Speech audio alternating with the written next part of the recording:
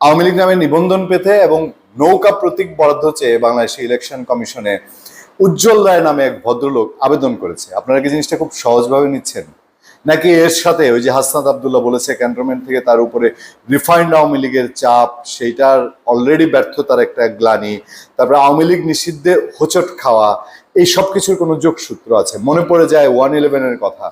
এই 111-এ আওয়ামী লীগ বিএনপির নামে আবারও অনেক নিবন্ধনের চেষ্টা করা হয়েছে। সবশেষ আওয়ামী লীগ এবার বিদায় নেওয়ার আগে 2024 সালেও জাতীয় পার্টির সেই নিবন্ধনের কলকাঠি এবং জাতীয় পার্টির লাঙলের দাবিদার হয়ে উঠেছিল রওশনের সাথে।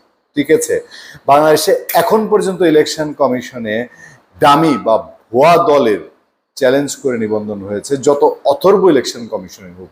এখন জানি না, এখন ইলেকশন কমিশন তো আবার বলছে তারা নাকি সব দিক থেকে বেস্ট একটা ইলেকশন এবার উপহার দিবে। তো সেই ক্ষেত্রে এনসিপি নিবন্ধন পায় কিনা, নাম্বার 1। নাম্বার 2 হচ্ছে আওয়ামী লীগ নামে দামি কোনো নিবন্ধন দেওয়া হয় কিনা। হয়ে যাক তাদেরকে নিয়ে প্রথম টেস্ট।